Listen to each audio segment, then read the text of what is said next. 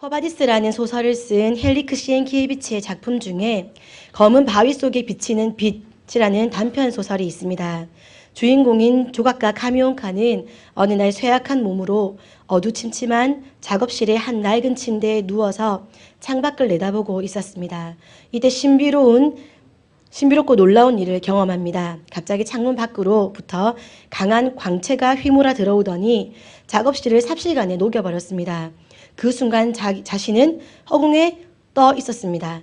카미온카는 하늘에서 밑을 내려다봤습니다. 언덕 기슭에 한 마을이 보이고 회벽으로 된 낡은 집이 눈에 띄었습니다. 그리고 그 집 창가에 누워있는 한 비참한 인간을 보았습니다. 입을 쩍 벌린 채 이미 굳어버린 시체였는데 그가 바로 자기 자신이라는 것을 발견하는 순간 꿈에서 깼습니다. 작가는 이 작품을 통해서 역사의 진행 속에 있는 자기 자신의 현실과 자신의 미래의 비참함을 동시에 바라보려고 했습니다. 우리는 대체적으로 남에 대해서는 아주 냉정하게 판단해도 자기 자신에 대해서는 지나치게 동정하는 경향이 있습니다. 소크라테스는 잘들 알고 계시는 것처럼 너 자신을 알라라고 유명한 말을 했습니다. 이 말은 우리에게도 적용할 수 있는 말이라고 생각합니다. 과연 우리 자신의 모습은, 우리의 현실은 이 모습 그대로 살아갈 때 다가올 우리의 미래는 어떻겠습니까? 세상 사람들은 외적인 기준으로 사람을 평가합니다. 외모나 집안, 학벌, 직업, 경제력. 사람들이 서로를 평가하는 잣대는 겉으로 보이는 모습뿐입니다. 그렇다면 하나님은 무엇으로 우리를 평가하시겠습니까? 하나님의 기준은 세상의 기준과는 다릅니다. 정반대라고 해야 맞을지도 모르겠습니다. 세상은 겉모습을 보면서 평가하지만 하나님은 절대로 겉모습을 보시지 않으시고 우리의 중심을 보시며 평가하십니다. 우리는 하나님의 시선에서 심판받게 될, 우리 인생이 마무리될, 우리의 영원한 삶이 어디에서 살아가게 될지 결정될 존재이기 때문에 하나님의 기준으로 우리 또한 우리 자신을 살펴보아야 할 것입니다. 우리의 겉모습을 세상 사람들이 평가하는 것처럼 우리도 우리의 겉모습을 바라보며 우리를 평가해보고 우리 상태를 되돌아보는 기준으로 삼아서는 안 될 것입니다. 라오디게아 교회의 문제의 시작은 겉으로 보기에 화려하고 안정돼 보였던 그들의 환경으로부터 비롯된 것입니다.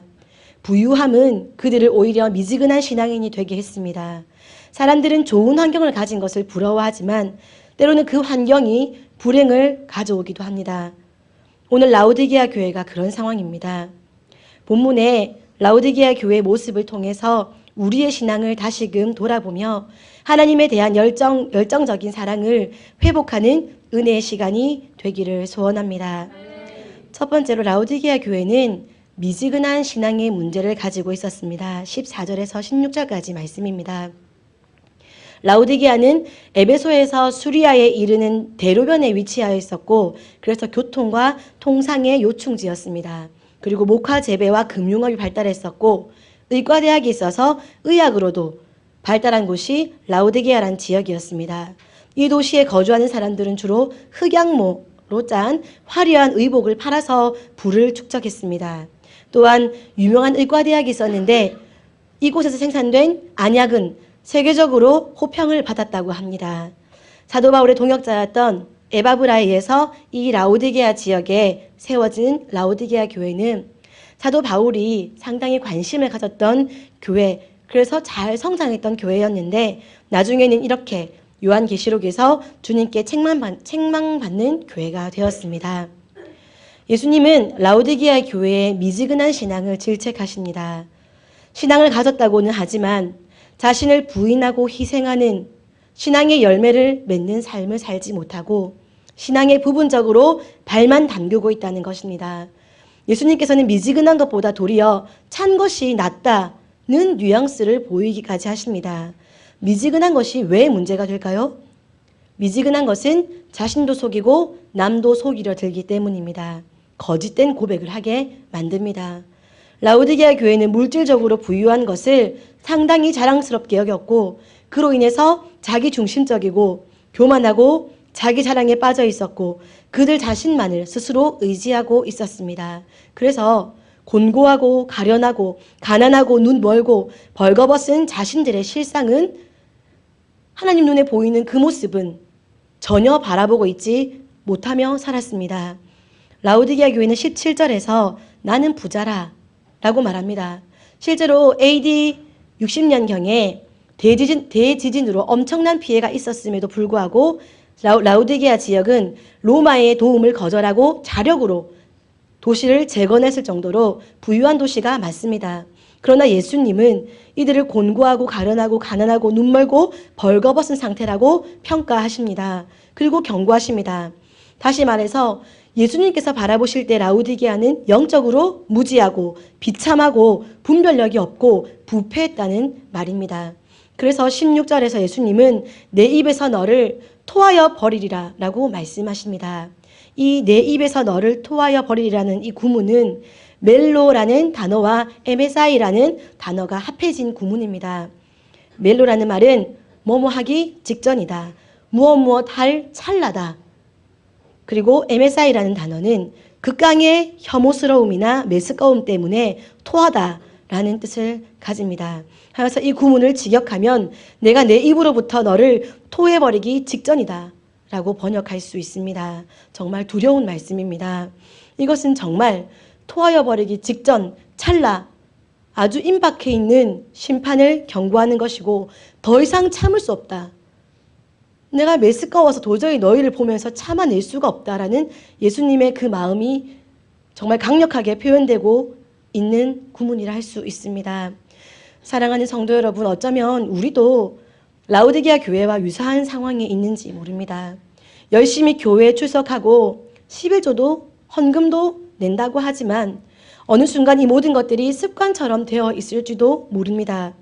자신의 재정과 시간과 에너지를 쏟는다 해도 열정은 사라지고 그저 껍데기만 유지하고 있는 것일지도 모릅니다. 앞서 말씀드렸던 카미온카 그 사람과 같이 우리도 우리 자신의 모습을, 우리 현재의 모습을 냉정하게 바라보지 못할 수 있습니다. 그러나 하나님은 우리를 정확하게 진단하십니다. 내실이 없는 상태에서 형태만 유지하고 있다고, 내 마음의 중심은 전혀 그렇지 않은데 겉으로 사랑한다고 말한다고 해서 하나님은 절대로 속지 않으시는 분이십니다. 하나님과 지체들을 향한 뜨거운 사랑이 메말라버린 상태에서 유지하는 미지근한 신앙의 행위는 언젠가 바닥을 드러내게 됩니다. 날카롭게 하고 화를 내게 하고 분쟁을 일으키고 갈라놓고 결국은 교회라는 예수 그리스도의 몸을 찢어놓는 결과를 가져올 수 있습니다. 그 이전에 우리가 우리 자신을 하나님께서 보시는 눈을 뜨고 우리를 바라봄으로 다시금 회복의 길을 걸어갈 수 있는 우리가 되기를 소원합니다. 한 집사님께서 요즘 학교에서 선생님들을 보면 아이들을 사랑하는 모습을 발견하기가 너무 어렵다라고 하신 말씀을 들었습니다. 사랑하지 않으니까 아이들을 바라보면서 기대도 하지 않을 것이고 그냥 아이들을 바라보면서 수당을 올려주는 돈을 벌게 해주는 대상으로밖에 보지 않는 것 같다 하시는 말씀을 들었습니다. 그 집사님의 눈에도 그것이 보였답니다. 자신이 사랑을 받는 대상인 아이도 아니고 자신이 그 선생님들의 그룹에 계신 것도 아님에도 불구하고 그것이 보였답니다. 어린아이들도 자기를 사랑하는 사람인지 아닌지 잘 안다고 하는 말씀을 들어보셨을 것입니다. 동물들도 자기를 사랑하는 사람 앞에서는 꼬리를 흔든다는 이야기도 있습니다. 하물며 인간의 그 속 깊은 곳까지 창조하신 하나님께서 예수 그리스도께서 그 중심에 있는 감정을 뜨거운 사랑이 식어서 미지근해져 있다는 것을 아시지 못하겠습니까? 뜨거운 사랑이 식었으면 차라리 차가워져서 그 차가움에 몸서리치다가 견디지 못해 다시 뜨거움을 회복하게 해달라고 매달리기라도 할 텐데 차가운지도 모르고 어정쩡하게 그 뜨거움이 그 열정이 식어버려서 어정쩡하게 은근히 미지근하면서 따뜻한 상태가 되어서 나는 괜찮은데? 나는 문제없는데? 난 열심히 신앙생활하고 있는데? 라며 자기 자신도 자신을 바라보지 못하고 착각하며 사는 우리의 모습이 된다면 하나님은 우리에게도 나는 지금 너를 뱉어내기 직전이다 라고 말씀하실 수밖에 없습니다. 두 번째로 그래서 예수님은 영적인 안일함에 대해서 책망을 하십니다. 17절에서 19절까지 말씀입니다. 라오디게아 교회는 현세적인 부유함 때문에 자신이 영적 안일함에 빠진 것을 분별하지 못하고 있었습니다. 주님은 그들의 실상을 지적하십니다. 그 책망이 그들을 아프게 할지라도 사랑하기 때문에 사랑하는 교회가 뱉음을 당하지 않고 다시금 온전히 세워져야 하기 때문에 책망하십니다. 18절에서 19절 말씀은 다 함께 읽어보겠습니다. 18절에서 19절까지 말씀입니다. 시작.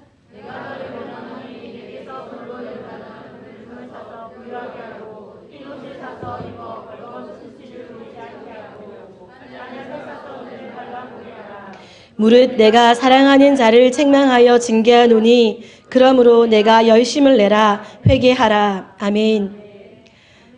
영적 안일함에 빠져있는 라오디게아 교회를 치료하기 위해서 예수님은 세 가지를 명령하십니다. 첫 번째로 불로 연단한 금을 사라고 하십니다.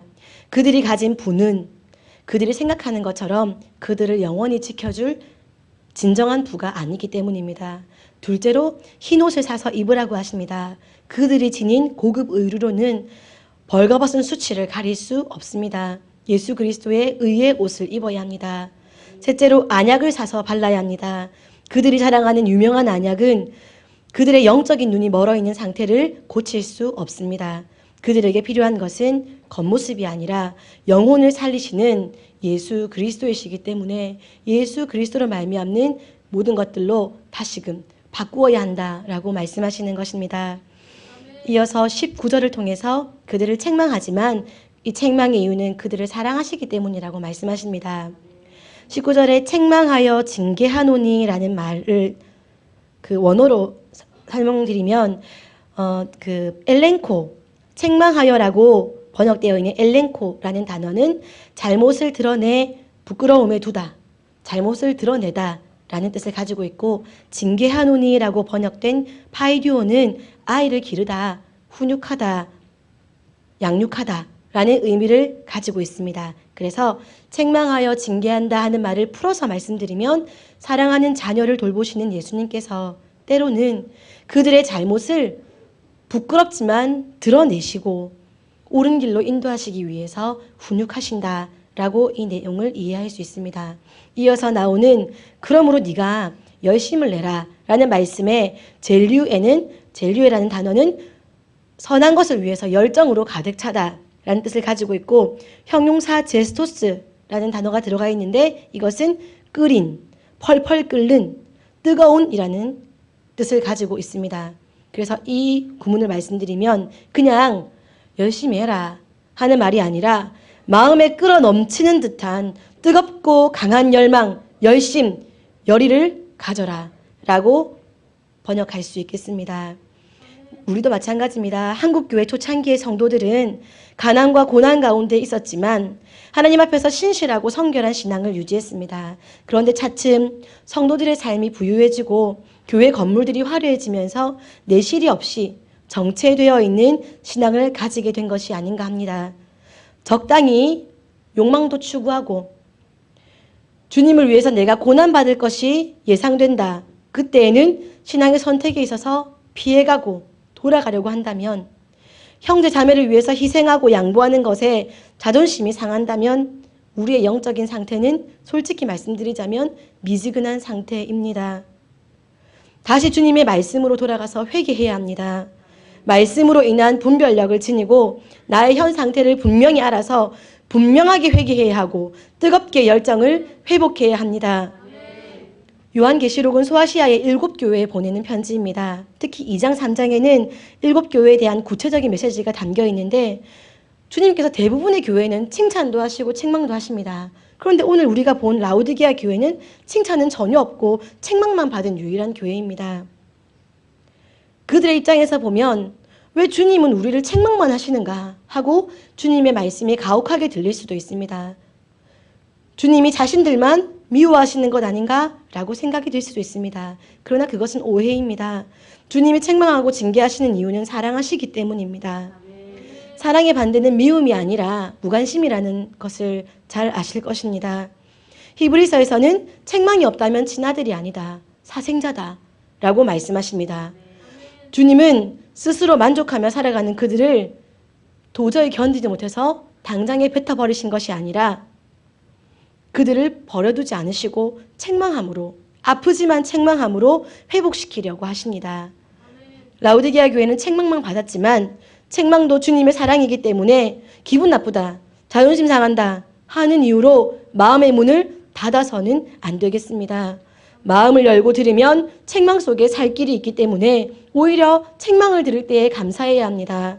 내가 잘못한 것이 있다면 내가 더 선뜻 나아가서 혼나고 회복하는 것이 지혜로운 것입니다. 혼이 나지 않으려고 도망가고 더 거짓말하고 더 악해지고 더 덮고 더 피해가면 그때에는 회복의 길이 우리에게 허락되지 않을 수도 있습니다.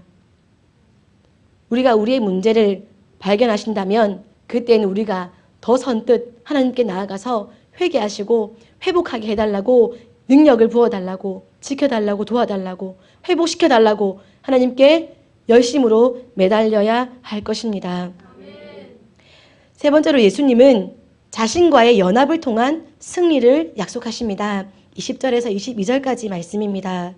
열정적인 신앙을 회복하기 위해서는 먼저 자신의 연약함을 깨달아야 합니다. 자신이 연약함을 알고 그래야 하나님의 도움이 필요하다는 것을 알기 때문에 필사적으로 하나님께만 매달리게 된다는 것입니다. 라우디게아 교회에 보내는 편지를 마치면서 예수님은 자신들의 영적인 비참함을 인식하지 못하고 살아가는 교회와 사람들의 마음의 문을 두드리십니다. 한 번 두드리고 응답이 없으면 그만두는 것이 아니라 계속해서 두드리십니다. 인간적으로, 아니 인격적으로 두드리신다, 나를 부르신다 하는 것을 받아들이고 결정하여서 마음의 문을 연 교회나 죄인들에 대해서 예수님은 내가 그에게로 들어가 그로 더불어 먹고 그는 나와 더불어 먹으리라 라고 말씀하십니다. 함께 음식을 나눈다는 것은 고대로부터 지금에 이르기까지 화해와 신뢰, 친밀감의 표시입니다. 교육부서 사역을 해보면 이 말씀은 정말 피부로 와닿는 말씀입니다. 함께 음식을 나눈다는 것은 화해다. 함께 음식을 먹는다는 것은 신뢰를 쌓는 것이다. 함께 음식을 먹는다는 것은 친밀함이다.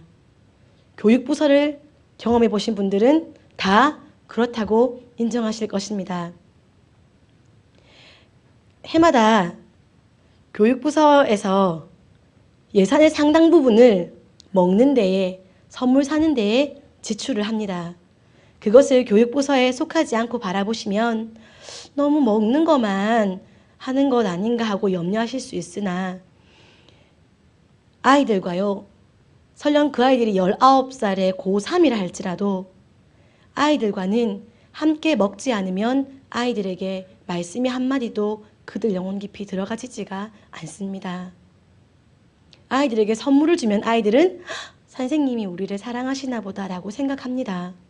아이들과 함께 음식을 먹으면 아이들은 선생님 우리와 시간을 함께 보내시고 우리를 사랑하시나 보다 하고 생각합니다.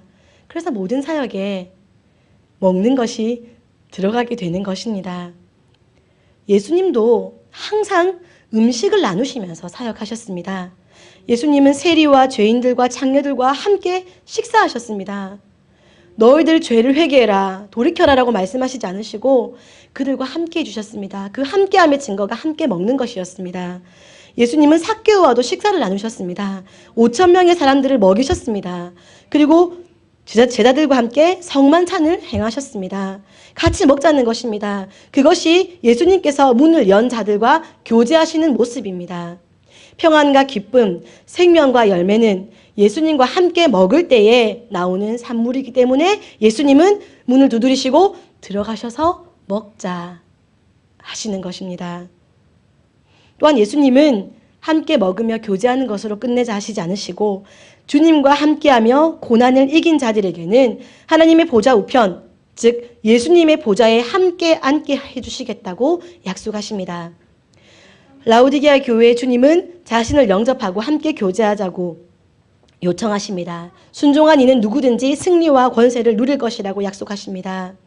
자기의 열심을 가지고 살아가는 사람은 금방 지치거나 혹은 안일해져서 패배할 수밖에 없습니다. 승리하신 예수님, 권세를 가지신 주님이 내 삶의 원천이 될 때에만 지속적으로 열정을 가지며 능력을 받아서 영향력 있게 이 땅에서 살아갈 수 있습니다. 지금 우리가 얼마나 주님의 말씀을 듣고자 하며 겸손한 마음으로 주님의 말씀을 받으십니까? 한 주간 또 하루를 살아가시면서 주님과 교제하는데 얼마나 시간을 할애하고 계십니까? 혹시 라우디게아 교회가 그랬던 것처럼 주님을 문 밖에 세워두고 있는 것은 아닌지요? 주님은 문을 열라고 함께 교제하자고 연합하자고 음성을 들려주십니다. 그 음성을 외면하지 마시기 바랍니다. 설교 마무리하겠습니다.